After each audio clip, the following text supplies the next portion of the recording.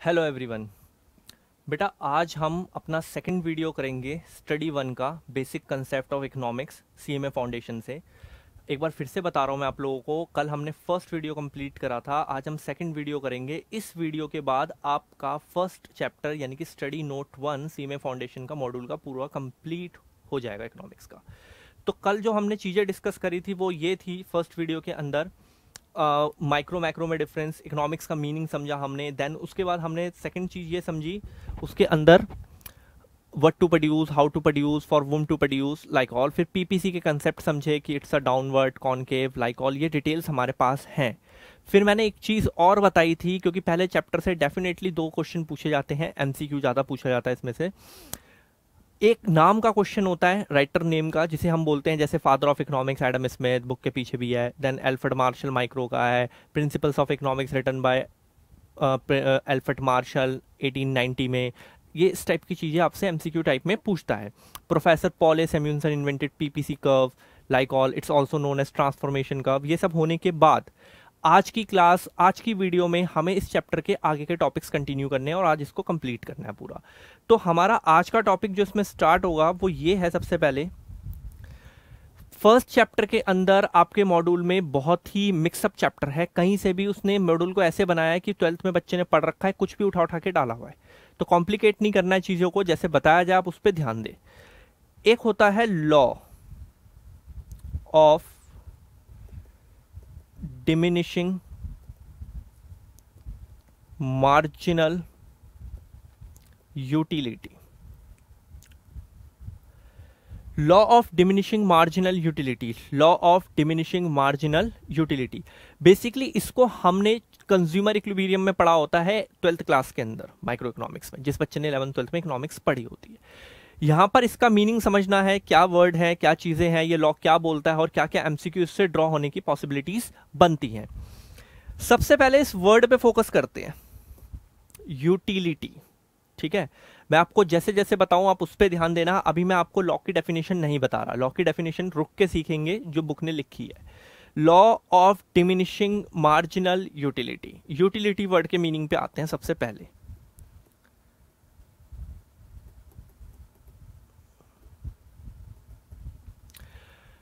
Utility word का अगर मैं इरेज कर दूंगा, आप ध्यान से समझना कि क्या होता है। सिंपल भाषा में इस वर्ड का मीनिंग ये होता है, satisfaction.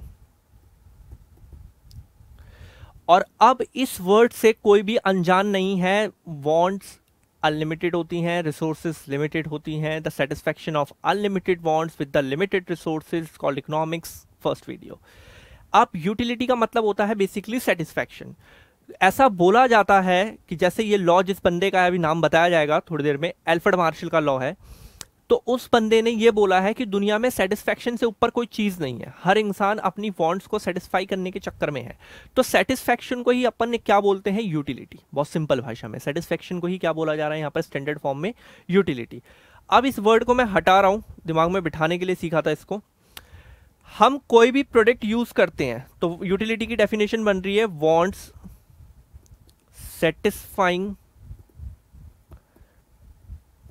Power, wants satisfying power of a commodity called utility। इतनी बातें आपको समझ में आ गई होंगी। कोई भी प्रोडक्ट जो हमारी वांट्स को सेटिस्फाई करता है, इट्स कॉल्ड यूटिलिटी। ठीक है, अब ये जो लॉ है, law of diminishing marginal utility, given by है, एमसीक्यू है, ध्यान रखना, गिवन बाय एल्फ्रेड मार्शल। ये एक और नाम आप सीख रहे हो।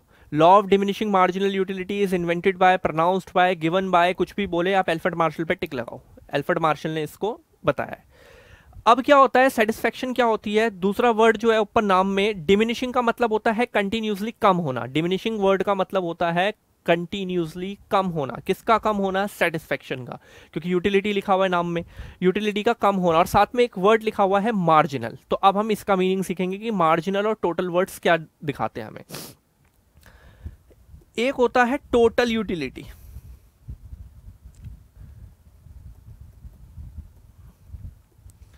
एक होता है मार्जिनल यूटिलिटी।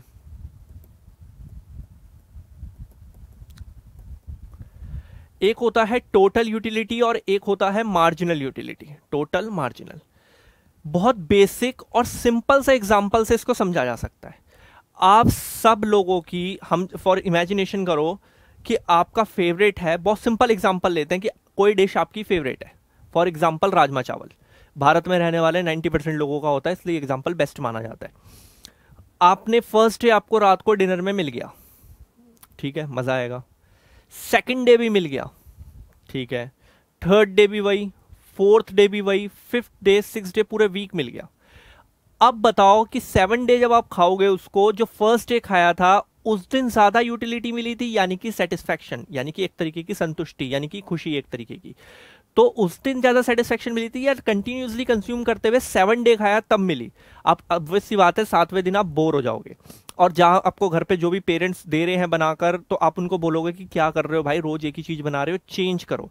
क्योंकि सिंपल सा नियम है, अगर हम किसी भी चीज की कंजम्पशन कंटिन्यूसली करते रहते हैं तो उससे मिलने वाली सेटिस्फैक्शन डे बाई डे क्या होती रहती है, कम होती रहती है। बहुत सिंपल सा नियम है, जब हम किसी भी चीज की कंजम्पशन कंटिन्यूसली करते रहते हैं तो हम उस प्रोडक्ट के साथ बोर हो जाते हैं और हमारी यूटिलिटी डिक्लाइन होना शुरू हो जाती है। अब इस नियम को जरा समझने की कोशिश करो, लॉ ऑफ डिमिनिशिंग कंटिन्यूसली कम होना मार्जिनल यूटिलिटी का। तो इस नियम की डेफिनेशन ये बनेगी जो थोड़ी देर बाद बनेगी। व्हेन द कंज्यूमर, तुम और मैं, consume more and more unit of a commodity, then marginal utility continuously decline. लेकिन अभी मार्जिनल वर्ड का मीनिंग बाकी है, ठीक है।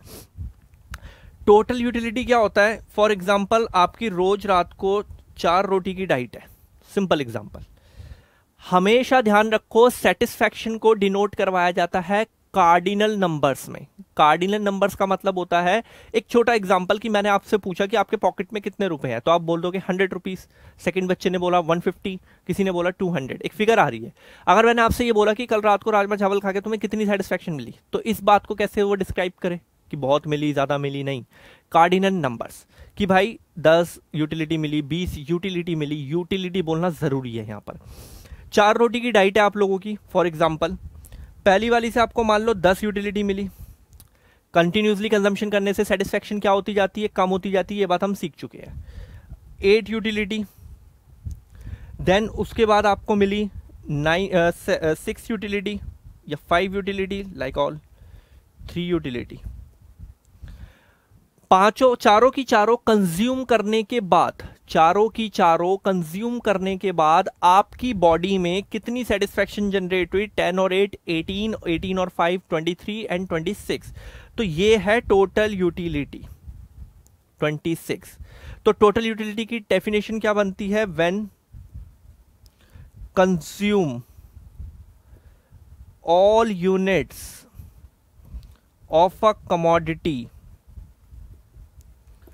then gets utility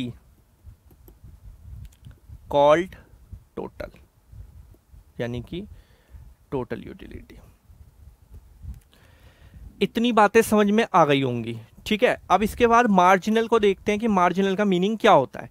स्पेस नहीं है तो इसलिए रफ करके देखते हैं कि मार्जिनल के बारे में इसमें क्या बताया जाता है। अभी हम लॉ को और अच्छे से सीखेंगे। यूटिलिटी के बारे में सीखा कि utility means satisfaction, wants satisfying power of a commodity called utility। Total को समझ लिया, अब मार्जिनल को समझते हैं। मार्जिनल यूटिलिटी क्या होता है? सबसे पहले पूरा सिलेबस चलेगा जैसे जैसे। मार्जिनल वर्ड का मतलब होता है एक्स्ट्रा, एडिशनल। मार्जिनल वर्ड का मतलब होता है एक्स्ट्रा या फिर एडिशनल। अब क्या हुआ? 4 की डाइट थी आपकी, इस बात को समझते हैं। क्या था? 10 8 5 3 यूटिलिटी। कार्डिनल नंबर्स में ड्रॉ होगी सेटिस्फैक्शन। एक दिन आपने रोज 4 की डाइट थी, एक दिन थोड़ा ज्यादा काम वाम कर लिया यार, कुछ हो गया तो एक एक्स्ट्रा कंज्यूम करा आपने। सबकी लाइफ में नॉर्मल एग्जांपल है कि यार हम कभी कभी एक्स्ट्रा भी कर लेते हैं। तो एक एक्स्ट्रा कंज्यूम करा और एक्स्ट्रा वाली से 2 यूटिलिटी मिली, फॉर इमेजिनेशन। इस एक्स्ट्रा वाली को बोला जाएगा मार्जिनल यूटिलिटी। और ये कब मिली है? जब आपने उसकी एक एक्स्ट्रा यूनिट को क्या करा है? कंज्यूम करा है। तो मार्जिनल यूटिलिटी की डेफिनेशन होती है when the consumer consume an additional unit of a commodity then gets utility called marginal utility. एक बार रिपीटेडली सुनो, लिखने से ज्यादा आपको खुद बनाने पे ध्यान देना है।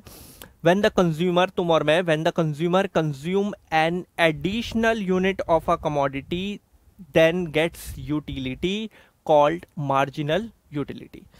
तो ये रही इसकी define, when the consumer consume an additional unit of a commodity, when the consumer consume an additional unit of a commodity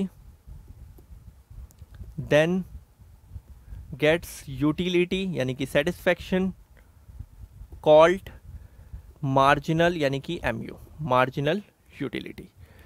ठीक, टोटल, मार्जिनल, इतना हमने अभी तक की कहानी में समझ लिया।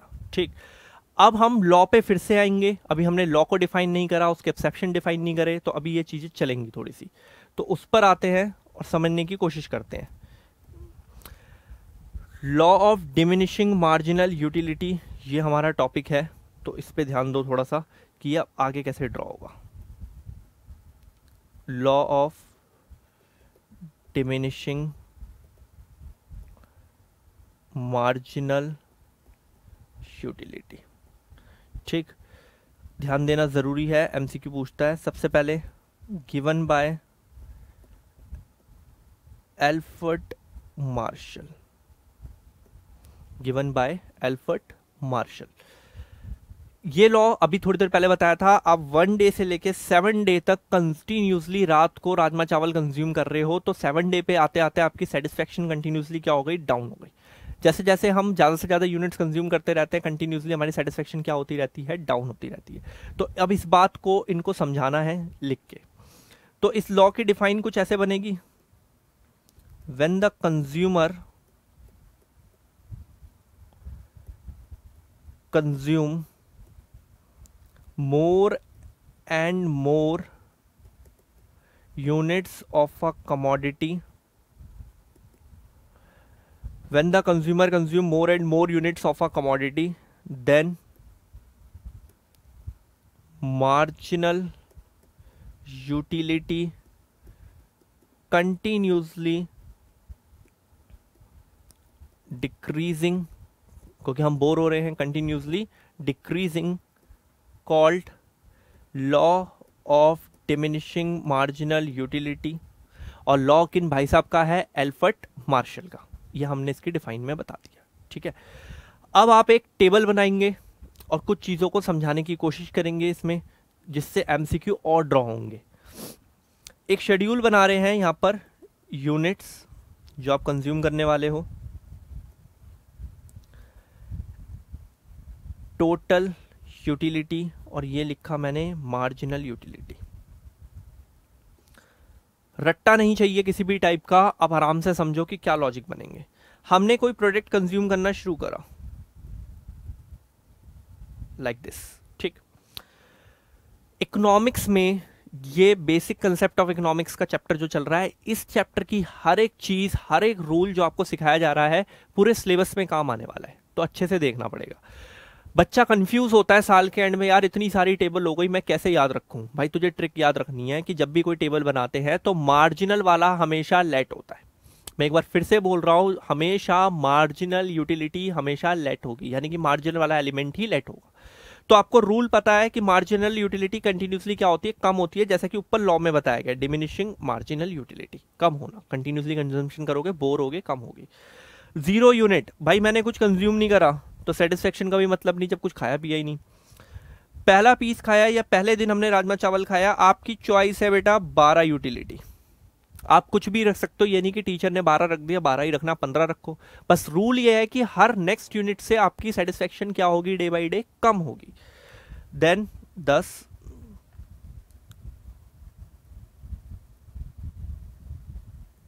Like this. गिरते हुए आपको 0 एंड नेगेटिव तक जाना है, गिरते हुए। अब आप पूछोगे 0 क्या, ये नेगेटिव वाली ना, अगर आपको फनी वे में बताओ, नेगेटिव वाली ये वो सिचुएशन है जब आप इरिटेट और फ्रस्ट्रेट हो गए हैं, यार 10 दिन हो गए, ये क्या हो रहा है घर के अंदर, वही राजमा चावल दिए जा रहे हैं मेरे को, उठा के फेंक दोगे, आधा खाओगे आधा फेंक दोगे, और जबकि ये वो आपका फेवरेट प्रोडक्ट था, फर्स्ट डे आपको बड़ा मजा आया था। नेगेटिव तक जाना है आपको। रूल्स पे ध्यान देना है। मार्जिनल लेट होता है हमेशा। मार्जिनल से टोटल कैसे बनता है? एडिशन करके 12 एंड 10 22, ध्यान देना। 22 एंड 7 29, 31 एंड 0 समेशन बोलते हैं, सिग्मा समेशन हो रहा है। 31 plus -2 29। I again repeat, marginal utility आपको लेट करना आ गया, continuously decline and 0 and negative तक जाना है। आप फ्रस्ट्रेट हो जाते हो, गिरता रहेगा आपका यूटिलिटी लेवल।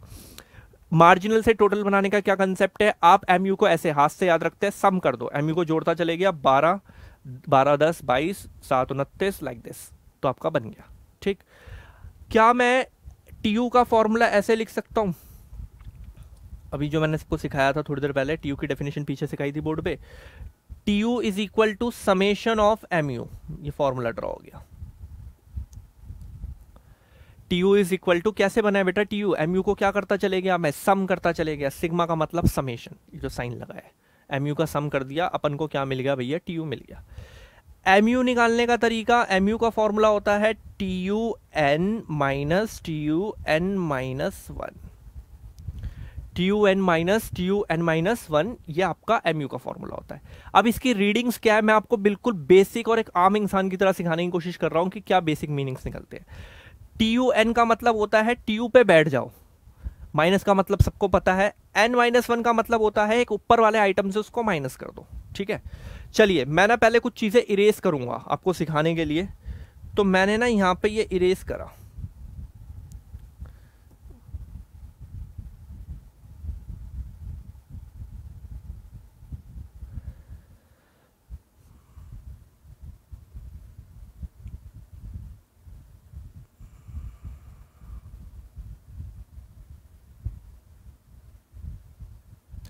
आप आराम से देखना सेकंड यूनिट पे यहां पर।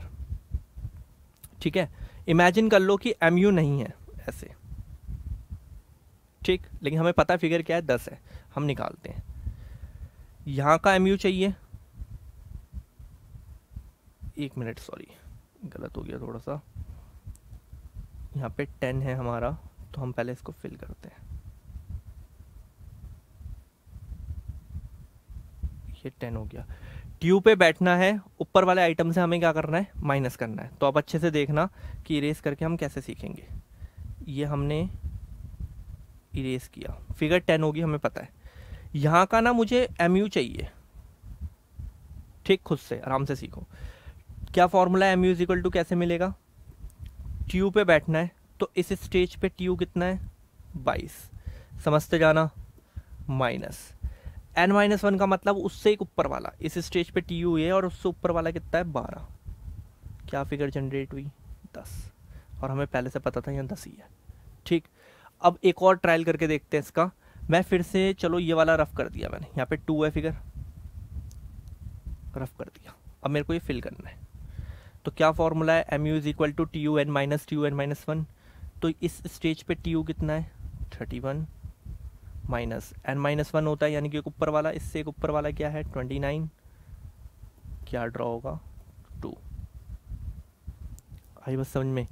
तो ये है आपका टी यू और एम यू का फॉर्मूला मूव कराने का। आप कैसे भी करके इसको निकाल सकते हो, लॉ एल्फ्रेड मार्शल का जो बताया गया। टेबल बनानी आ गई, M U continuously decline, summation कर दो, टी यू बन गया, जोड़ता गया, और फिर एम यू निकालने का फॉर्मूला भी मैंने आपको यहाँ पर ये वाला सिखा दिया इस तरीके से।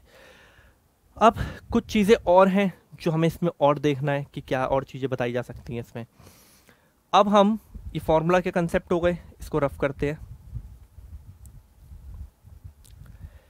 ग्राफ आता है, जैसे हमने कल से ग्राफ के बारे में सीखना शुरू कर दिया, पीपीसी ग्राफ बनाया था हमने कल, वैसे ही आज इसका ग्राफ बनाएंगे। तो आप थोड़ा कंसंट्रेशन के साथ देखना कि कैसे बनाएंगे।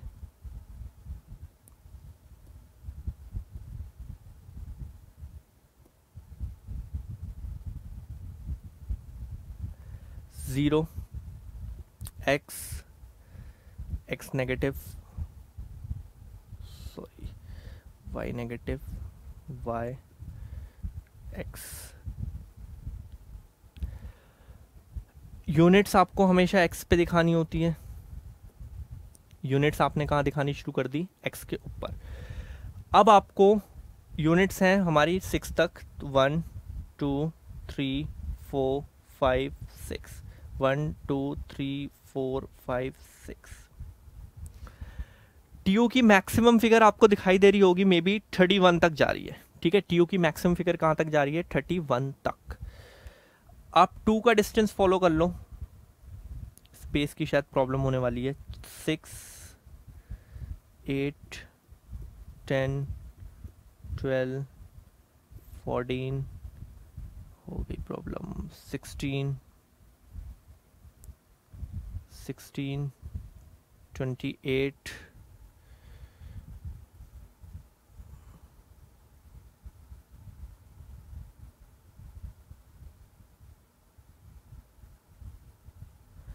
28 के बाद, सॉरी 18 के बाद 20 22 24 26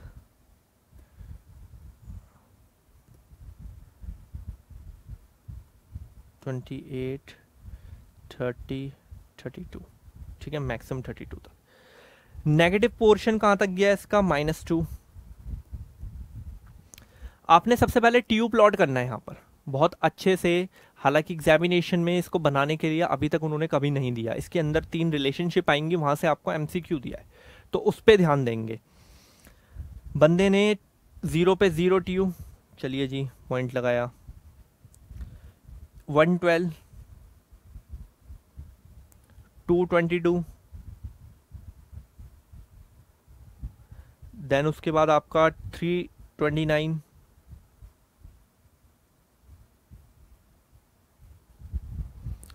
4 पे 31,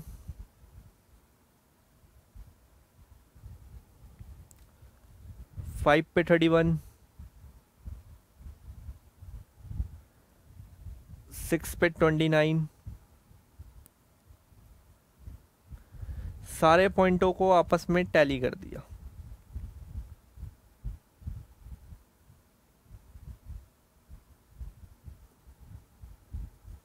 ये ड्रॉ हो गया आपका टीयू कर्व अभी तक की कहानी में।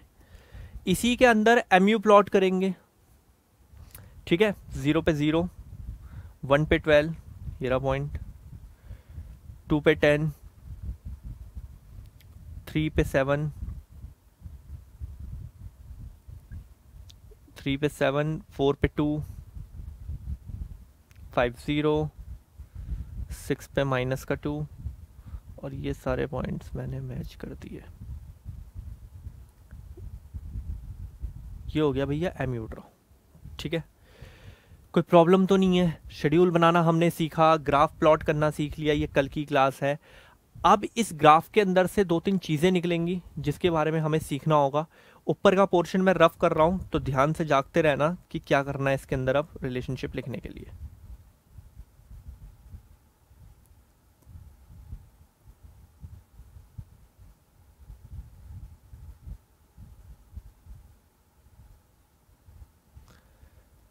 देखिए जी, अब लिखी जाएंगी रिलेशनशिप बिटवीन, किन दोनों की बातें हो रही हैं? टीयू और एमयू की, टीयू एंड एमयू। आपको मैंने कल भी 2-3 बार बोला था और आज फिर बोल रहा हूं, आपको मॉड्यूल के नोट्स में नजर नहीं मारनी है। जो इंस्टीट्यूट के नोट्स हैं हमारे, उसको देखना है, वो एज इट इज इसमें से आपको सब कुछ मिल जाएगा।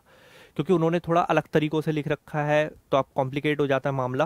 बहुत सिंपल वे में जब भी रिलेशनशिप की बात आएगी, आपको हमेशा 3 लिखनी है। इस बात को दिमाग में फिट कर लो अच्छे से कि जब भी रिलेशनशिप लिखने को आएगी, हमें हमेशा 3 लिखनी है। बुक में चाहे 4 लिखी हो, 5 लिखी हो, हम जो 3 लिखेंगे उसमें सब कवर हो जाता है। वो लोग ब्रेक करके लिखते हैं, तो हम पहले ही मार्क कर लेते हैं कि भाई हमारी रिलेशनशिप तो होने वाली है 3।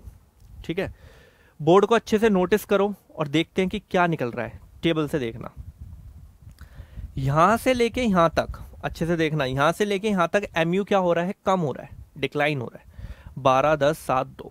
ठीक, एमयू फॉल सबसे पहले। तो इतने पीरियड में यहां तक, जिस टाइम पे एमयू यहां तक फॉल हुआ, उतने पीरियड में यहां तक टीयू क्या हो रहा है? बच्चा नॉर्मल आंसर देता है इंक्रीज, सबको दिख रहा है। 12 22 29 31, 12 22 29 31, सबको दिख रहा है। किस रेट से हो रहा है, रेट का कंसेप्ट है। रेट का मतलब होता है स्पीड, अगर आप ऐसे सीखना चाहो। देखो 12 से 22 कितना ऐड हुआ बीच में, 10। 22 से 29 कितना ऐड हुआ बीच में, 7। पहले 10 ऐड हुआ फिर 7 ऐड हुआ। 29 टू 32 और 31 कितना ऐड हुआ, 2। पहले 10 फिर 7 फिर 2। स्पीड धीरे धीरे क्या होती जा रही है, कम। इंक्रीज तो हो रहा है 12, 22, 29, लेकिन स्पीड क्या हो रही है, कम हो रही है। तो पहली रिलेशनशिप बनती है when mu falls tu increase at diminishing rate, यानी कि डिक्रीजिंग रेट। ये बात आपको अच्छे से आनी चाहिए, ठीक है। mu हो गया यहां पर 0, दिख रहा है सबको। mu क्या हो गया इस फॉर्म पे, 0। जब mu 0 हुआ है तो tu हो जाता है मैक्सिमम। मैक्सिमम वो पॉइंट होता है जिसके बाद वैल्यूज गिरनी शुरू हो जाती हैं। मैक्सिमम वो पॉइंट होता है जिसके बाद वैल्यूज क्या होना शुरू हो जाती हैं, गिरनी शुरू हो जाती हैं। अब मैं आपको मैक्सिमम और मिनिमम पॉइंट याद करवा देता हूं, बच्चा कंफ्यूज रहता है। हालांकि मिनिमम पॉइंट इस बुक में बहुत देर में आता है। कैसे पता लगाऊं, जिस पॉइंट से वैल्यू गिरना शुरू हो जाए उसे हम मैक्सिमम पॉइंट बोलते हैं। इसका एक एग्जांपल लेते हैं। आप सब कभी ना कभी, या आपके पास अपनी भी होगी, कार होगी, या नहीं भी है तो ओला उबर में सब बैठे हैं। कार की मैक्सिमम स्पीड मान लो 180 है, 180 तक मीटर गया, उसके बाद ऑटोमेटिकली स्पीड क्या होने वाली है, कम। तो 180 को हम मैक्सिमम क्यों बोल रहे हैं, क्योंकि उस अमाउंट के बाद, उस अमाउंट को टच करने के बाद वैल्यूज गिरना शुरू हो गई। मिनिमम स्पीड कार की 0, क्योंकि उसके बाद वैल्यूज बढ़ती हैं। तो जिस पॉइंट से बढ़ रही है 0 को इसलिए मिनिमम पॉइंट बोल रहे हैं, क्योंकि इस पॉइंट से वैल्यू बढ़ रही है। 180 को मैक्सिमम इसलिए बोल रहे हैं क्योंकि वहां से वैल्यूज क्या हो रही है, गिर रही हैं। तो दिमाग में फिट करो, जिस पॉइंट से वैल्यू गिरना शुरू हो मैक्सिमम, जिस पॉइंट से वैल्यू उठना शुरू हो मिनिमम। 31 से वैल्यू गिरना शुरू हो गई अब, तो इसलिए मैक्सिमम। तो when mu is 0 then tu is maximum या कांस्टेंट। तो आप ऐसे बोलोगे, when mu is 0 then tu max. अब ये mu 0 tu मैक्स कौन से नंबर पे है, 5 पे। mu 0 tu मैक्स कौन से नंबर पे है, यूनिट नंबर क्या है, दिख रहा है आपको, 5 पे हुआ है ऐसा, ठीक है। ध्यान रखना गड़बड़ नहीं। mu 0 tu मैक्सिमम कौन से यूनिट नंबर पर हुआ है, 5 पे।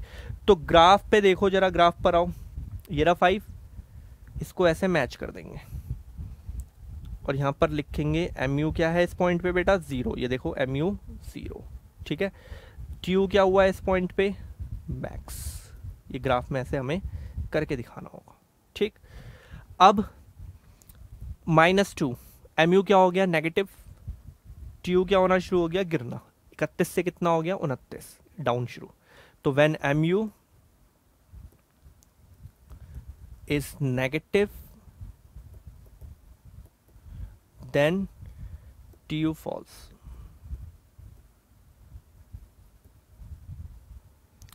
When mu is decreases, the tu increases at a decreasing rate. When mu is 0, then tu is maximum. When mu is negative, then tu is falling. तो आपको graph में भी ये बात दिखा देता हूं मैं एक बार। ये देखो आप, mu दिख रहा है आपको इस पोर्शन में नेगेटिव है, तो tu क्या हो रहा है उस पीरियड में, डिक्रीज हो रहा है, 0 मैक्सिमम। ये जो है ना mu इज 0 tu मैक्सिमम, इसको ना ये भी बोलते हैं बेटा, अच्छे से याद रखना, MCQ है, पॉइंट ऑफ सैटिटी। पॉइंट ऑफ सैटिटी बोलते हैं ऐसे। कई बार क्वेश्चन पूछा हुआ है, पॉइंट ऑफ सैटिटी डेवलप, तो नीचे आप टिक करो, mu 0 पे टिक कर सकते हो, या tu उस पॉइंट पे क्या होता है, मैक्सिमम। इस पूरे पॉइंट को बोला जाता है। क्लियर। हमने क्या सीखा, लॉ की डेफिनेशन, tu mu का फॉर्मूला सीख लिया। इसके अंदर लॉ किसका है, एल्फ्रेड मार्शल का है। फिर टेबल बनानी सीखी ये, और mu कंटिन्यूसली डिक्लाइन होता है, ये बात सीख चुके हैं। फिर इसको उठाकर हमने यहाँ पर डाला, ग्राफ में डाला। ग्राफ से हमने फिर 3 रिलेशनशिप निकाली, आराम से पढ़ पढ़ के समझ के। रिलेशनशिप में पॉइंट ऑफ सैटिटी mu 0 पे डेवलप होता है। ये बातों से आपके MCQ बनते हैं। ये लॉ कंप्लीट हो गया है। लेकिन अब हमेशा याद रखो, मेरे इकोनॉमिक्स के अंदर जब भी आपको मैं कोई लॉ पढ़ाऊंगा आगे वाले टाइम पे, और भी हैं, उस लॉ का पढ़ने के बाद तुरंत थोड़ी देर बाद उसका फेलियर डेवलप होता है, ठीक है। लॉ का फेलियर, लॉ फेल भी होता है। ये जो लॉ पढ़ाया गया, इस लॉ में क्या बोला गया है, when the consumer consume more and more units of a commodity then marginal utility decline. लेकिन अब हम इसको थोड़ा सा चेंज करेंगे, यानी कि इस लॉ का फेलियर देखेंगे। तो अब उसको देखते हैं एक बार कि फेलियर में आपको मुझे क्या सिखाना चाहिए। इसके फेलियर के नोट्स ओपन करते हैं। चलिए बेटा, अब हम इस लॉ का ना फेलियर या एक्सेप्शन लिखने की कोशिश करते हैं। हेडिंग रहेगी failure of law of demand या exceptions to law of diminishing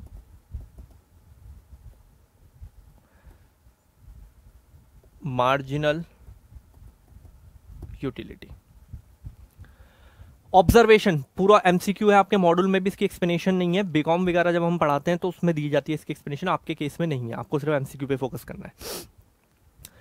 law fail हो रहा है, हमने क्या पढ़ा है, लॉ का नियम क्या पढ़ा है, पहले लॉ क्या पढ़ा है कि खाते जाओ राजमा चावल, डे बाई डे यूटिलिटी कम होगी। पर कई बार ये लॉ फेल होता है, मतलब कई बार उल्टा प्रोसीजर हो जाता है। आप कंजम्पशन करते जाओ और डे बाई डे आपकी सेटिस्फैक्शन बढ़ेगी, तभी तो लॉ फेल हो गया भाई। नॉर्मल लॉ में क्या हो रहा है, रैशनल कंज्यूमर बोलते हैं। रैशनल कंज्यूमर क्या करता है, रैशनल कंज्यूमर मतलब नॉर्मल, जैसे तुम और मैं नॉर्मल लोग हैं, हम अगर कंटिन्यूसली चीज यूज करते हैं, कंज्यूम करते हैं तो यार बोर हो जाते हैं, यूटिलिटी फॉल होना शुरू होती है। फेलियर डेवलप होता है इन रैशनल कंज्यूमर पे। इन रैशनल मतलब जो अब नॉर्मल उल्टे किस्म के लोग होते हैं, थोड़े अब नॉर्मल, वो जितना कंज्यूम करते रहते हैं यार उनकी सेटिस्फेक्शन और बढ़ती रहती है, अजीब टाइप के लोग। ठीक है, तो इसमें कुछ पॉइंट्स बताऊंगा मैं आपको, ऑब्जर्व करो और आप रियल वर्ल्ड से कनेक्ट करो। हाँ यार बात तो सही है। पहला होता है ड्रिंकर्स। ड्रिंकर्स मतलब जो शराब पीता है, लाइकॉल। ठीक, शराबियों को आपने नॉर्मली कभी देखा होगा अपनी लाइफ में, कंज्यूम करता रहता है डे बाई डे, वो कभी भी स्टॉप नहीं होता, कहता नहीं है यार आज मन नहीं कर रहा, रोज ही तो पीता हूँ, चाहिए भाई चाहिए। Units number of consumption day by day बढ़ रहा है और सेटिस्फैक्शन भी उस बंदे के अंदर डे बाई डे क्या हो रही है, बढ़ रही है। ठीक है, एक पॉइंट हो गया।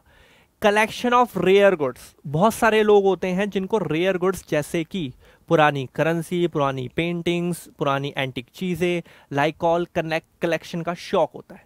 ठीक है, स्टम्प्स, पेपर्स, लाइकॉल, ये सब आप ढंग से इमेजिन करो। मुझे खुद है, मेरे पास बहुत सारी पुरानी करेंसीज पड़ी हुई हैं, 1 रुपए के नोट है, 2 रुपए के नोट है पुराने टाइम के। फिर इन आप लोगों की शायद इतनी एज भी नहीं है तो पता भी नहीं होगा आप लोगों के पास को, मेरे पास 5 रुपीज के कॉइन है, इंदिरा गांधी प्रिंटेड, जो इतना बड़ा होता था पहले। ठीक है, 90 से पहले में मेरे को मेरी मम्मी ने गिफ्ट करा था उस टाइम पे, तो अभी तक मेरे पे वो 9 कॉइन पड़े हुए हैं।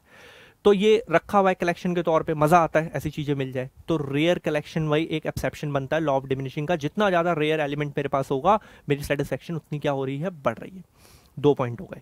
नंबर 3 पॉइंट होता है हॉबीज। जिस बंदे की जो हॉबी होती है वो डे बाई डे उस काम को करता है, उसे मजा ही मजा आता है। ठीक, सबसे बेस्ट एग्जांपल क्रिकेटर्स। हमारे देश में क्रिकेटर्स लगभग 365 दिन क्रिकेट खेलते हैं। आप आसपास कभी नजर घुमा के देखो, उन्हें मजा आता है, यूटिलिटी बढ़ती है और सीखने को मिलता है और ट्रेनिंग करते हैं। ठीक है, लेकिन आप और मैं एक नॉर्मल पर्सन है, तुम और मैं अगर 2 दिन क्रिकेट खेलने तो 4 दिन बेड पे पड़े मिलेंगे बॉडी पेन की वजह से, क्योंकि हमारा वो हॉबी नहीं है, हमें उतनी यूटिलिटी नहीं मिलती उससे, हम बोर हो गए 2-3 दिन के बाद। 3 केसेस हो गए। बहुत सारे लोगों को रीडिंग्स, राइटिंग का शौक होता है, जितना ज़्यादा लिखते हैं उन्हें उतना ज़्यादा मज़ा आता है। फेवरेट म्यूजिक एंड मूवी, आप खुद ऑब्जर्व करो, फेवरेट म्यूजिक एंड मूवी। बहुत सारे लोग हैं, जब मैं ऑफलाइन में पढ़ाता हूँ तो कई बच्चे बोलते हैं हाँ हमारी प्लेलिस्ट में 4-5 ही गाने हैं, हम तो उसी को सुनते हैं बार बार, हमें इतने पसंद है। बंदा बार बार रिपीटेडली उसको सुनता है और उसकी सेटिस्फेक्शन क्या होती रहती है, बढ़ती रहती है। कई सारी मूवी है हमने 10 बार 15 बार देखी, जितनी बार आती है हम देखते हैं, हमें मजा आता है उतना ज्यादा देखने में। तो ये कुछ एक्सेप्शन पॉइंट्स हैं जिन पे हम डिस्कस कर रहे हैं कि सेटिस्फेक्शन बढ़ रही है और कंजम्पशन भी बढ़ा रहे हैं हम इसके। तो इन केसेस पे law of diminishing marginal utility fail हो जाता है और इस टाइप के कंज्यूमर्स को बोला जाता है इन रैशनल कंज्यूमर। ये रैशनल नहीं है हमारी तरह की कंज्यूमशन करते जाएं और सेटिस्फेक्शन कम हो जाए। तो चलो पॉइंट्स खाली लिख लेते हैं जो हमें सीखना है इसमें। 1 2 3 4 पॉइंट्स दिए हुए हैं आपके मॉड्यूल में। जो collection of the rare goods, collection of the rare goods, hobbies बता चुका हूं मैं। मिसर्स का मतलब होता है यहाँ पे ड्रिंकर्स, ध्यान रखना। हाँ जी, ये एक मनी एंड गोल्ड, बहुत सिंपल है यार, पहले अभी बता रहा हूँ। Money and gold. 5th पहले लिख लेते हैं, रीडिंग और बुक्स, नॉवेल्स वगैरह पढ़ने के लोगों के शौक्स होते हैं। जितना ज़्यादा नॉवल वॉवल पढ़ते हैं वो उतनी ज़्यादा उनको मज़ा आता है, यूटिलिटी बढ़ती है। मनी एंड गोल्ड पे आ जाते हैं। एक बार ये रह गया थोड़ा सा, मनी के केस में भी लॉ फेल होता है। आप खुद इमेजिनेशन करो, जितना ज़्यादा पैसा आता जाए, हम कभी कहेंगे यार क्या है यार इतना हो गया, अब क्या करना है, और सेटिस्फेक्शन और बढ़ती है। पावर भी आता है इसके अंदर। हमारे देश के मिनिस्टर्स को देख लो आप, इतने बूढ़े हो चुके हैं, कल का पता नहीं है, लेकिन फिर भी इलेक्शन में खड़े हो जाते हैं, क्योंकि जितनी ज़्यादा पावर आती रहती है, एक साइकोलॉजिकल गेम है, बंदे के दिमाग में उतनी ही ज़्यादा सेटिस्फेक्शन कि हाँ मैं और पावरफुल हो रहा हूँ और पावरफुल हो रहा हूँ, लाइक ऑल। तो गोल्ड, मनी, डायमंड, इन सब में जितना आता जाए बंदे की सेटिस्फेक्शन उतनी ही क्या होती रहती है, बढ़ती रहती है। ये इस लॉ का एक्सेप्शन पॉइंट था। अब इसमें जो ये लॉ कंप्लीट हो चुका है, अब कुछ टॉपिक हैं कंज्यूमर सरप्लस के बारे में, उस पर डिस्कस करेंगे आगे की क्लास में।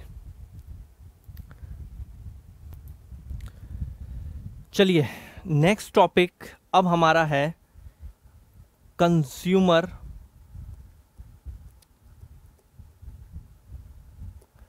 सरप्लस। हमेशा की तरह गिवन बाय है ये बेचारा एल्फ्रेड मार्शल। फिर रिपीट कर रहा हूं यार, पहला क्वेश्चन तुम्हारे एग्जामिनेशन में नाम का होता है, तो जरूर ध्यान रखें। Consumer surplus is also invented by, introduced by, pronounced by Alfred Marshall. इन भाई साहब ने इसको दिया है, ठीक है। टॉपिक को स्टार्ट करने से पहले मैं आपको कुछ चीजें बताता हूं। इसके अंदर मॉड्यूल में आपको 3 लाइन में खत्म करवा दिया है, क्योंकि वो यही एक्सपेक्ट करता है कि बच्चा 12th का है तो वो करके आया होगा। हम थोड़ा सा डीप करेंगे, लेकिन आपको लॉजिक क्लियर हो जाएंगे। तो आप ध्यान से देखते जाना कि इसमें क्या बोला है इसने। कुछ लाइनें लिखी हैं, पहले उस लाइनों को देख लेते हैं। This concept is derived from, just अभी पढ़ा है आप लोगों को, law of diminishing marginal utility. This concept is derived from the law of diminishing marginal utility, जो अभी अभी पढ़ाया गया आपको। बंदे ने तो सारी कहानी को एक इस लाइन में खत्म करके रख दिया, CS यानी कि consumer surplus. Willing price minus actual price, खत्म हो गई कहानी मॉड्यूल के हिसाब से, ठीक है। अब मॉड्यूल के हिसाब से ये खत्म हो गई, नहीं कि हमें समझ में कुछ नहीं आएगा अगर हमने इतना ही करके छोड़ दिया इसको। अब आते हैं लॉजिक पे, कि मैं सिखाता हूं कि कैसे इसमें चीजें आगे ड्रॉ होती हैं, कि क्या है कंज्यूमर सरप्लस। सरप्लस का मतलब समझते हो, बचत एक टाइप की, है ना। कंज्यूमर मार्केट से कोई भी प्रोडक्ट खरीदते हुए 2 बातों को मेनली फोकस करता है। मेरे बोलने के बाद आप खुद नोटिस करना कि हाँ यार ये तो हम करते ही हैं, बिल्कुल सही बोल रहे हो। तो एल्फ्रेड मार्शल ने कुछ नया नहीं बताया। आप मार्केट से कोई भी प्रोडक्ट खरीदते हुए 2 बातों पे फोकस करते हैं। पहला होता है सबसे नंबर 1 एलिमेंट, प्राइस। मैं तो भाई अपनी बात बताऊं तो मैं उसके दुकानदार का सामान छूता तक नहीं हूं बिना प्राइस पूछे, कि कभी बोल दे भैया छूने के भी पैसे हैं, तो भाई पूछ के कि भैया अपनी रेंज में है या नहीं है। पहला क्या चेक हो रहा है, प्राइस। दूसरा चेक होता है मार्जिनल यूटिलिटी। यूटिलिटी मींस अच्छे से डिस्क्राइब करवाया है सेटिस्फेक्शन, कि क्या सेटिस्फेक्शन देगा वो प्रोडक्ट मेरे को सही भी है या नहीं है, लूँ, मेरे को कुछ मतलब सेटिस्फेक्शन देगा, मेरी वांट्स को सेटिस्फाई करेगा तभी लूंगा ना। ये बात नोटिस करता है बंदा, प्राइस और उसके बीच में टैली करके। प्राइस और मार्जिनल यूटिलिटी को टैली कैसे करते हैं, मैं आपको कुछ एग्जांपल्स देता हूँ, ठीक है। मेरे साथ हुआ है कई बार ऐसा, और मैं कभी एक्सचेंज नहीं करवाता, ये फैक्ट है, क्योंकि मेरे को लगता है वो टाइम वेस्ट, तो मैं वो अपने भाई या किसी को दे देता हूँ वो कपड़े। कई बार मैं कपड़े लेकर आता हूँ, मींस टी शर्ट्स वगैरह लेकर आता हूँ, वहां पर अच्छी लग जाती है, लेकिन घर लाकर बेकार लग जाती है। तो मतलब मेरे साथ क्या हुआ कि मैंने पे तो कर दिया, ठीक है जो भी है पे कर दिया, लेकिन घर लाकर क्या हुआ, मेरे को लगा कि ये मेरी वांट्स को सेटिस्फाई नहीं करेगा, और मैंने उस प्रोडक्ट को पहनना बंद कर दिया। ये हो गया। अब और लो नॉर्मल एग्जाम्पल, आप शाम को कभी अपने फ्रेंड के साथ जा रहे हो, ठीक है, साइकोलॉजिकली समझो क्या गेम चल रहा है। जा रहे हो, उसने बोला कि चल यार एक चिप्स खाते हैं 10 रुपए का, फॉर इमेजिनेशन, चलो छोटा करो 5 रुपए का चिप्स का पैकेट। आपके दोस्त ने कहा, आपने ले लिया उसके कहने पे। खाने के बाद आप बोलते हो कि अब यार तूने मेरे 5 रुपए वेस्ट करवा दिए, ये तो बकवास निकल गया मैटर। मतलब आप दिमाग लगाओ क्या हुआ आपके साथ, आपने पे कितने करे 5, लेकिन आपको सेटिस्फेक्शन 5 की नहीं मिली, क्योंकि जब हम कोई पैसा स्पेंड करते हैं किसी प्रोडक्ट के ऊपर, तो हमारी एक एक्सपेक्टेशन होती है कि वो 5 रुपए रिकवर होंगे। रिकवर मीन्स हमें इतना फील हो कि 5 रुपए में बेस्ट है, ठीक। आपने उसको बोला यार तूने 5 रुपए वेस्ट करवा दी, क्या बकवास सी चीज दिलवा दी। मतलब आपके यहाँ पर प्राइस पे कर दी 5, लेकिन सेटिस्फेक्शन मार्जिनल यूटिलिटी 5 की नहीं मिली आपको, आप डिस्टर्ब हो गए। कई बार ऐसा होता है, आपने चिप्स का पैकेट लिया 5 रुपए का, आप उसको बोलते हो बड़ी सही चीज है तो 5 रुपए में, चले को लेकर आते हैं। अब यहाँ क्या हो रहा है कि भाई पे 5, लेकिन सेटिस्फेक्शन फील हो रहा है 5 से ज्यादा का, तो आप एक और लेने पहुंच गए। लेकिन हमारा कंसेप्ट ये है कि एक कंज्यूमर जो होता है ना, कंज्यूमर इक्विलिब्रियम पॉइंट पे इस टाइम होता है, ध्यान से देखना। इक्विलिब्रियम पॉइंट कंज्यूमर का तब होता है जब उसका पीएक्स यानी कि प्राइस ऑफ एक्स कमोडिटी, कोई भी एक्स प्रोडक्ट कुछ भी, ठीक है, जैसे मैंने चिप्स का बताया, वो इक्वल होता है उसके एमयूएक्स के। ये फॉर्मूला होता है, ठीक है। प्राइस पे 5 और सेटिस्फेक्शन भी 5, तो कस्टमर है। इक्विलिब्रियम का मतलब होता है इक्वालिटी, जैसे बीच में इक्वल का साइन लगा हुआ है, इक्विलिब्रियम का मतलब होता है इक्वालिटी, ठीक। अब क्या हुआ, कंज्यूमर सरप्लस के केस को बनाते हैं, ठीक है। अब देखो जल्दी, यूनिट्स, चलिए जी बताइए, मार्जिनल यूटिलिटी कंटिन्यूसली क्या होती रहती है, डिक्लाइन। आपको सिखाया गया है law of diminishing marginal utility के अंदर।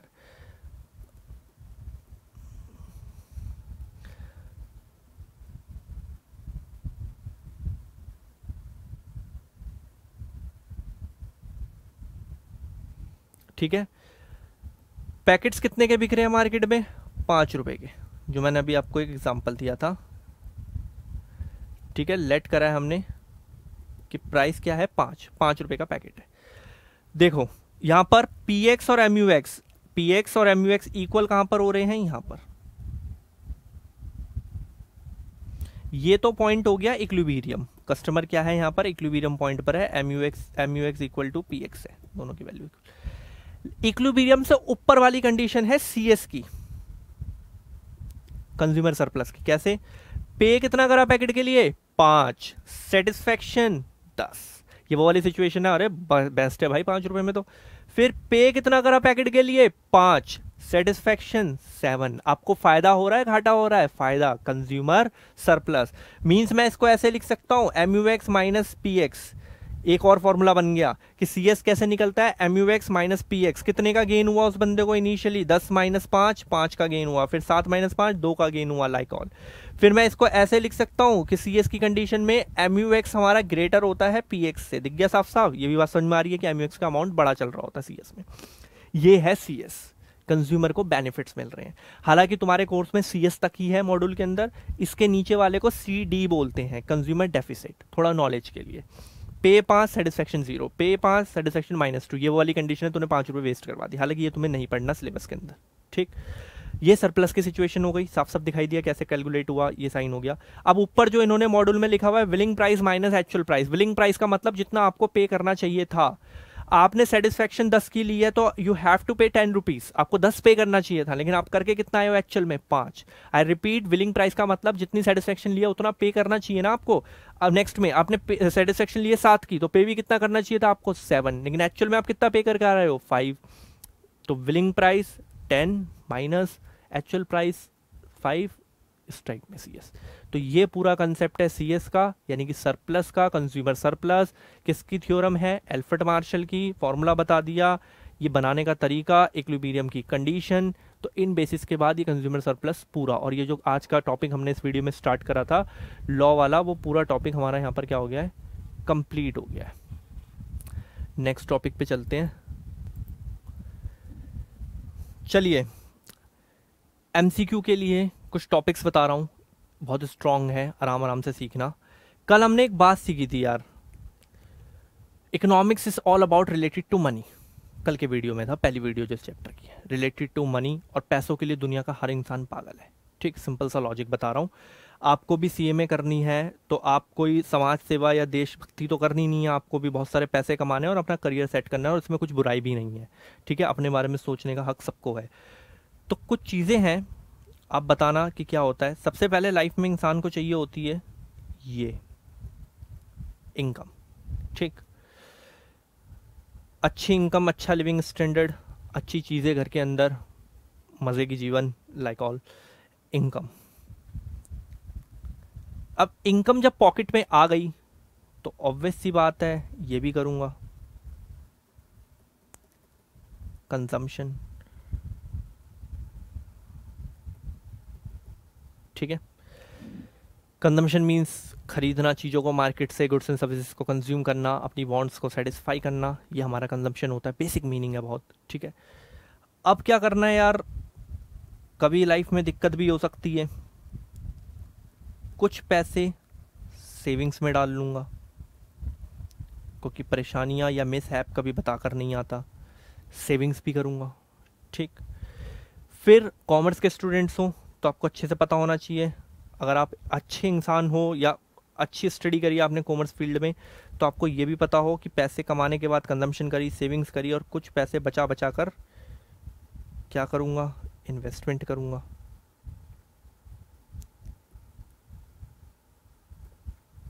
ठीक। बेसिकली पेपर में सेविंग का क्वेश्चन बना हुआ है 2-3 बार, उसके अलावा वो कहीं से नहीं उठाता क्वेश्चन, लेकिन फिर भी हमें चारों सीखना है, जितना बताया जाए उस पर जरूर ध्यान देना है। इनकम क्या होती है, जो तुम और मैं मेहनत करके अपने लिए जनरेट करते हैं। इनकम जो जैसा कि मॉड्यूल में लिखा हुआ है, हर बंदे की अपने अपने लेवल की इनकम होती है। कोई डेली बेसिस पे कमा रहा है, कोई वीकली बेसिस पे कमा रहा है, कोई मंथली बेसिस पे कमा रहा है, कोई हाफ ईयरली कमा रहा है, लाइक ऐसे कमा रहा है लोग, ठीक है। ये इनकम है जो हम अपनी सर्विसेज के बदले सामने वाले से पैसे ले लेते हैं, ठीक। तो इसकी डेफिनेशन लिखने की कोशिश कर रहा हूं, तो आप देखने की कोशिश करना कि क्या है। The net inflow of money, मेरे पास आएगा ना पैसा, इनकम इन हो रहा है मेरे पास, इनफ्लो ऑफ मनी, और यही हमारी क्या होती है, एक टाइप की परचेजिंग पावर। जितनी इनकम मेरी उतनी ही मार्केट में खरीदने की मेरी प्रोडक्ट को पकड़। अगर मैं महीने के 10 लाख कमा रहा हूँ तो 10 लाख के सामान ला सकता हूँ बाजार से, 2000 कमा रहा हूँ तो 2000 के ला सकता हूँ। परचेज करने की power of a person over a certain period of time is called income। Certain period of time का मतलब यही है, डेली बेसिस, वीकली बेसिस या मंथली बेसिस, लाइक ऑल। ये बात आपको कॉमन सेंस में समझ में आ चुकी है।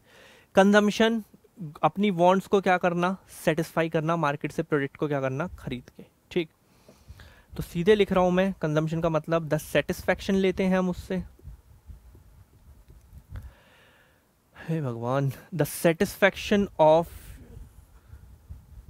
Human wants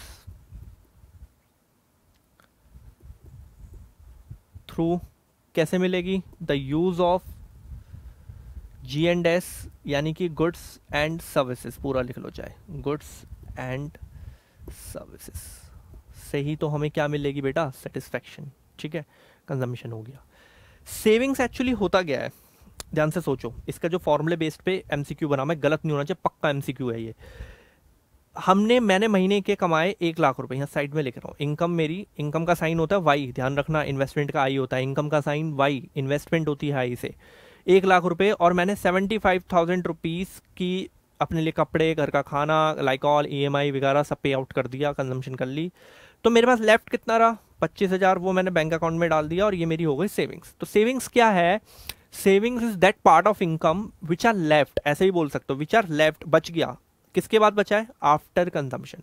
savings is that part of income which are left after consumption. कैसे निकला है सेविंग्स का फॉर्मूला होता है S is equal to Y minus C, यही तो निकला बेटा, 1 लाख रुपए माइनस कंजम्पशन 75, तो आपने मेरे को सेविंग्स की फिगर बोली है 25,000 रुपए, ठीक, ऐसे निकला है। तो इसमें लिखा हुआ है इन्होंने ये फॉर्म, 1 मिनट इसको रफ करके थोड़ा बड़ा ही कहूँगा। सेविंग्स की डिफाइन में ये बोलना है आपको, ये लिखा हुआ,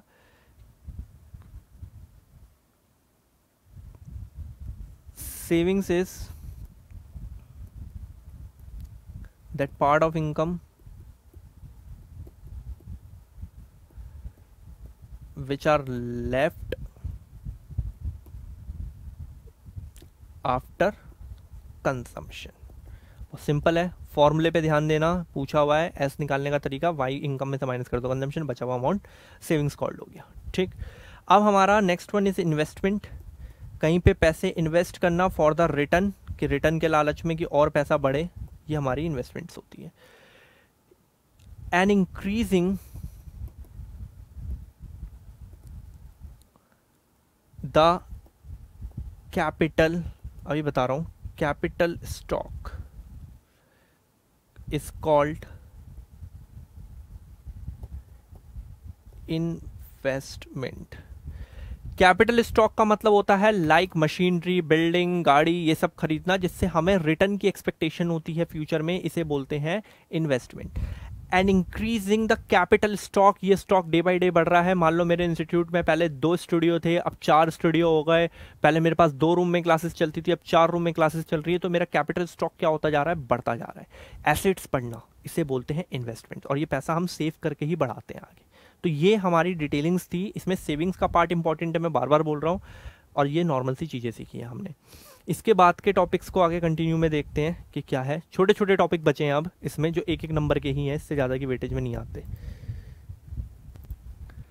चलिए, नेक्स्ट टॉपिक है अब हमारा economics as a science and art.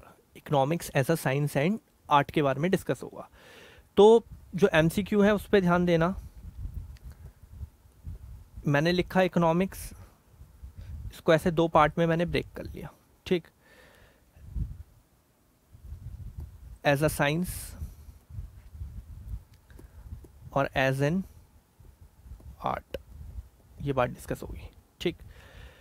तो पहला MCQ है economics is both science and art. Economics is both science and art, ये MCQ में आपको ध्यान रखना है। साइंस क्या होता है, आर्ट क्या होता है, सबसे बेसिक और सिंपल एग्जांपल है, इससे बाहर आपका कुछ नहीं जाता। आप सब लोग CMA फाउंडेशन कर रहे हो, तो अभी आप कर रहे हो, ठीक है, CMA फाउंडेशन, अभी CMA बने नहीं हो।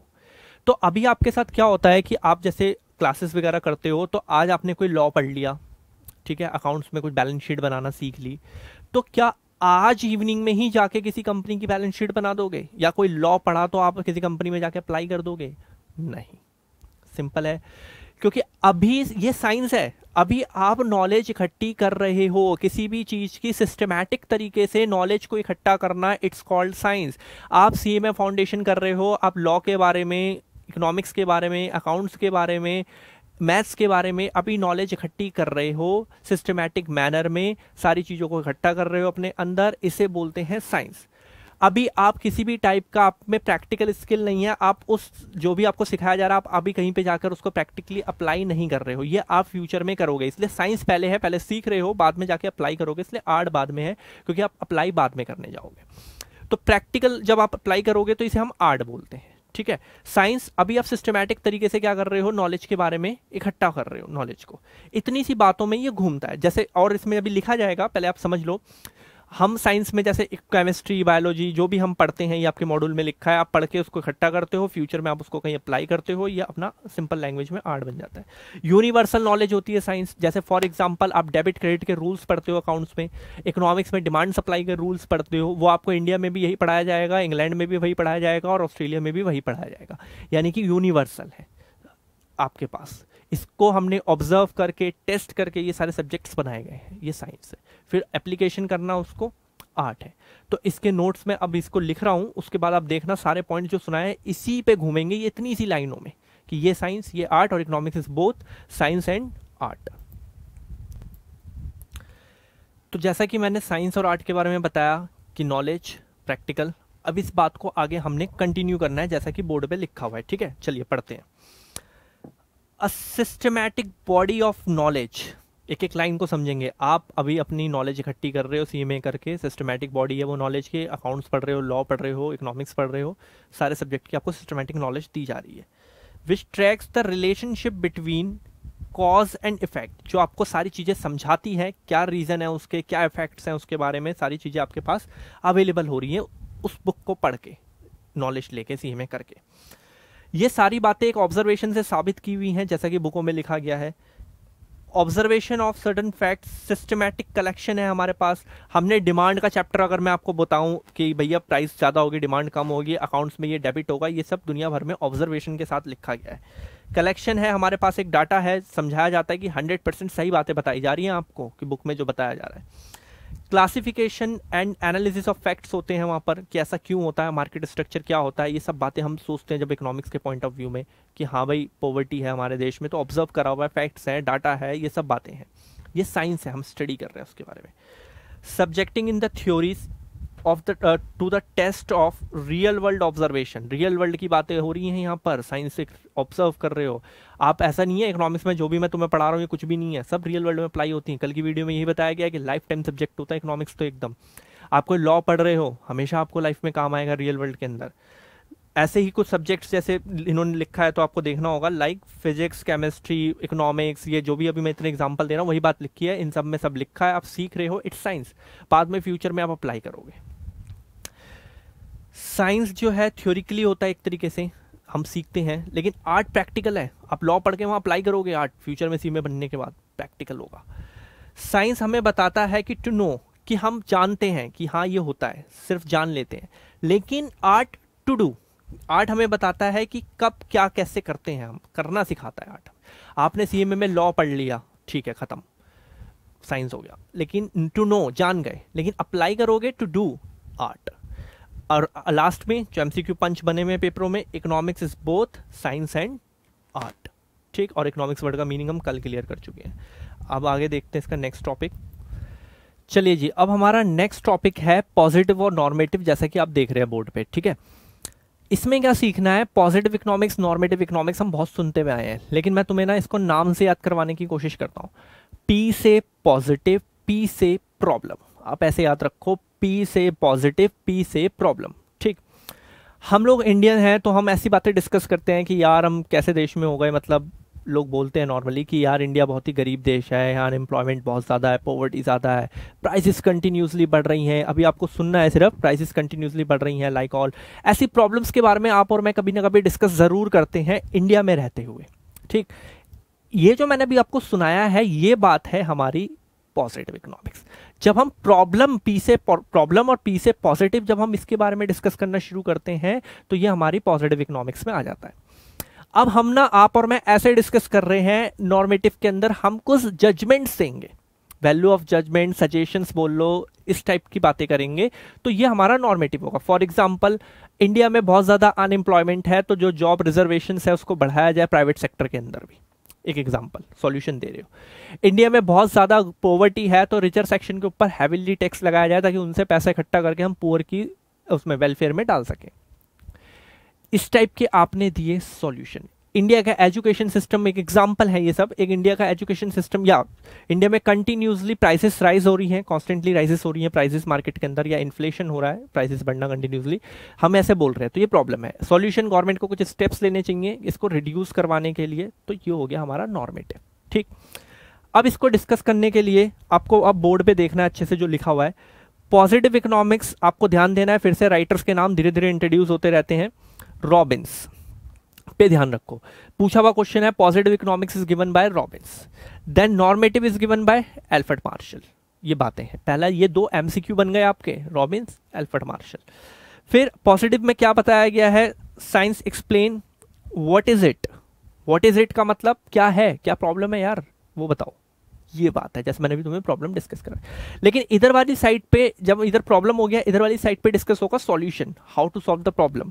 तो ये लिखा हुआ, how the economic problem should be solved, जो मैं अभी बता रहा था कि इन्फ्लेशन अगर हो रहा है, प्राइसेस कॉन्स्टेंटली बढ़ रही है, तो आप उसको रिड्यूस करवाने के लिए government should take some steps, तो ये बातें बता रहे हैं। नॉर्मेटिव में सजेशंस, जजमेंट, ये लिखा हुआ। सेकंड पॉइंट में हमने इसका लिखा हुआ है, about the things as they are, ये एक्सप्लेन करता है जो चल रहा है हमारे इर्द गिर्द, ये थिंग्स चल रही हैं, ठीक। It does not deal with the value of judgement या सजेशंस, पॉजिटिव जजमेंट या सॉल्यूशन के साथ यार डील नहीं कर रहा है, ये सिर्फ प्रॉब्लम बताएगा, कोई सजेशंस नहीं देगा, कोई वैल्यू ऑफ जजमेंट नहीं देगा। वैल्यू ऑफ जजमेंट देने का काम किसका, नॉर्मेटिव में हम कोई सॉल्यूशन देंगे। It relates to value of judgement, ठीक है, यहां जजमेंट आएगा। नेक्स्ट पॉइंट में आप ध्यान से रखना, जैसे कि इसमें बताया मैंने, एक एग्जांपल को पहले टैली करते हैं, आराम आराम से समझो, बहुत सिंपल है, पी से प्रॉब्लम और उधर वाली साइड में solution, Robbins, Alfred Marshall. For example, price in Indian economy are constantly rising, problem है, अब गवर्नमेंट ने यहां पर स्टेप लेना है, तो नॉर्मेटिव हो जाएगा। India should take steps to control rising prices, ठीक। इट डील्स, इसका जो ऊपर वाला पॉइंट है ध्यान से ऑब्जर्व करो, it deals with good and bad और राइट और रॉन्ग, इस स्टेपों के बारे में ये सोचता है क्या सही है पब्लिक के लिए, वेलफेयर होना चाहिए, सॉल्यूशन देके सारी चीजों को बैलेंस करना आना चाहिए।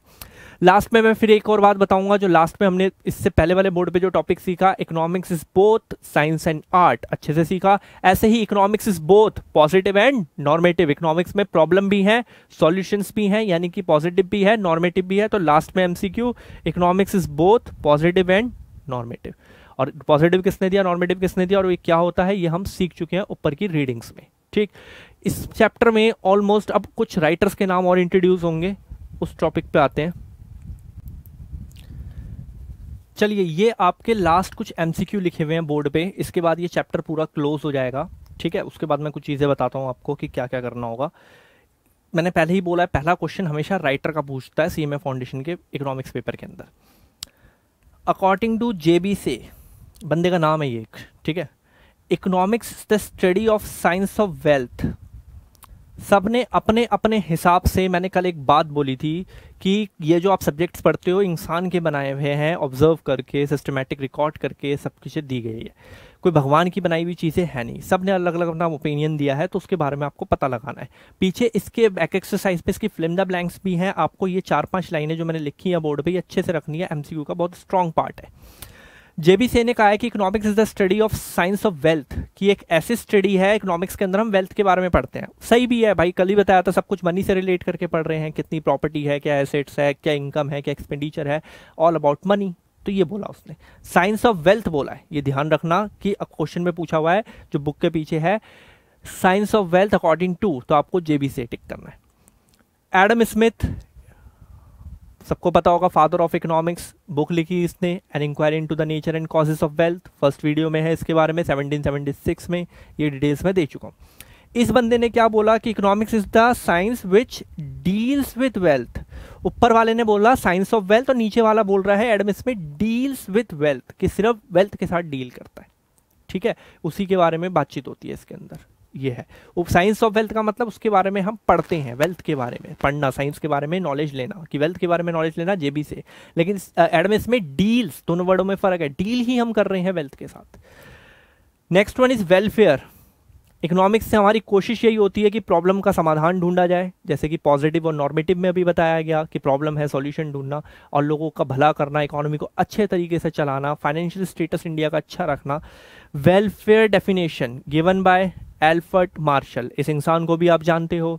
Alfred Marshall wrote a book principles of economics 1890, also known as father of micro economics, first video readings.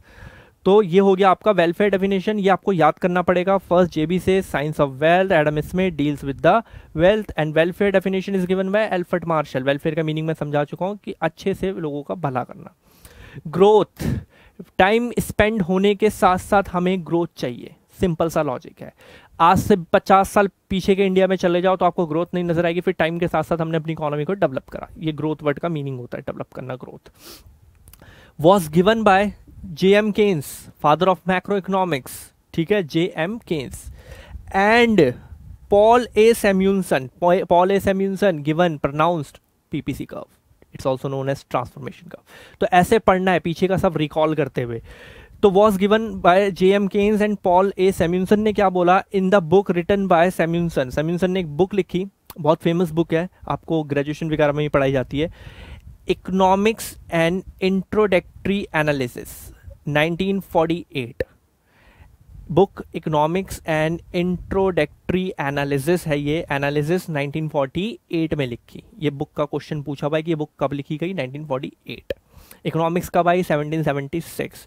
Economics, principles of economics 1890 में लिखी गई। ये सब कुछ डिटेलिंग्स है। नेक्स्ट में आप आते हैं, स्कैरसिटी वर्ड है एक, कल थोड़ा सा डिस्कस हुआ था ये, स्कैरसिटी, स्कैर कम होना, स्केयर होना, कम होना, किसी भी चीज की कमी को हम स्कैरसिटी बोलते हैं। इसकी definition is given by Robins, ठीक है। रॉबिन्स ने पॉजिटिव इकोनॉमिक्स के बारे में ही बोला। रॉबिन्स ने बोला स्कैरसिटी का मीनिंग होता है कि किसी भी चीज की कमी हो जाना, when the demand is more than supply, इसे हम कॉल्ड करते हैं स्कैरसिटी। किसी भी प्रोडक्ट की डिमांड ज़्यादा है, हमारे पास वो प्रोडक्ट अवेलेबल नहीं है, तो इसे हम बोलते हैं कमी, scarcity. Definition was given by Robins, साफ साफ लिखा हुआ है, इस नाम पे ध्यान देना है। पॉजिटिव इकोनॉमिक्स भी इन भाई साहब ने ही दिया था। इन्होंने भी एक बुक लिखी, काफ़ी famous book, an essay on the nature and significance of economics, an essay on the nature and significance of economics science, 1932। Years और नाम दोनों पे बहुत अच्छे से ध्यान देना था, तब जाके ये सारे एमसीक्यू आपके 4 नंबर के क्लियर हो जाएंगे। ये हुआ आपका चैप्टर क्लोज। अब मेरी 2-3 बातों को आपको ध्यान से सुनना है। जब आप मॉड्यूल खोलोगे तो पहले चैप्टर में आपको कई ऐसी चीज़ें भी दिखाई देंगी जो इस वीडियो में डिस्कस नहीं हुई हैं, ठीक। तो बच्चा कंफ्यूज हो जाता है कि यार ये क्या हुआ, मतलब ये तो अधूरी सी बात हो गई, ऐसा कुछ नहीं है। आप ध्यान से सुनना, इसमें ना मैंने बोला था अभी थोड़ी देर पहले कि पहले चैप्टर में कुछ भी उठा उठा के डाल रखा है जो आगे दोबारा पढ़ाया जाता है आगे चैप्टर में। इसमें मनी के बारे में पूछ रहा है, इन्वेस्टमेंट्स के बारे में बता रहा है पहले चैप्टर में, वो हम आगे भी पढ़ेंगे, तो इसलिए इसको इस चैप्टर में से हटा दिया जाता है। ट्रेडिशनल अप्रोच, मॉडर्न अप्रोच और उसके बाद इनडिडक्टिव, डिडक्टिव, ये सब कुछ मेथड्स हैं जो आपको फ्यूचर में नेक्स्ट चैप्टर में पढ़ाए जाएंगे। फर्स्ट चैप्टर के हिसाब से आपको इतना ही करना है जितना इस 2 वीडियो के अंदर बताया गया है। इसके आगे आपको कंटिन्यू नहीं करना, क्योंकि इसके बाद के जो भी टॉपिक्स आपको इस वीडियो में नहीं है, जो फर्स्ट चैप्टर में दिखाई देंगे, वो हमें अभी टच नहीं करने होते, वो नेक्स्ट में आगे वापस आता है। मनी का पूरा चैप्टर है आपके सिलेबस में, तब पढ़ेंगे उसको। इन्वेस्टमेंट्स के बारे में पढ़ेंगे आगे जाके, तो वो यहाँ पे कवर अप देगा। अदर थिंग्स के बारे में पूछ रहा है यार, वो डिमांड में पढ़ाया जाता है, तो मैं क्लियर कर रहा हूँ कि आपको प्रॉब्लम ना हो, आप इतना ही करेंगे जितना मैंने 2 लेक्चरों में आपको बताया है। आपका first chapter study note 1 complete हो गया है। नेक्स्ट वीडियो में हम अब नेक्स्ट यूनिट के साथ मिलेंगे। चलिए गुड बाय, आपका फर्स्ट यूनिट कंप्लीट हुआ है यहाँ पर।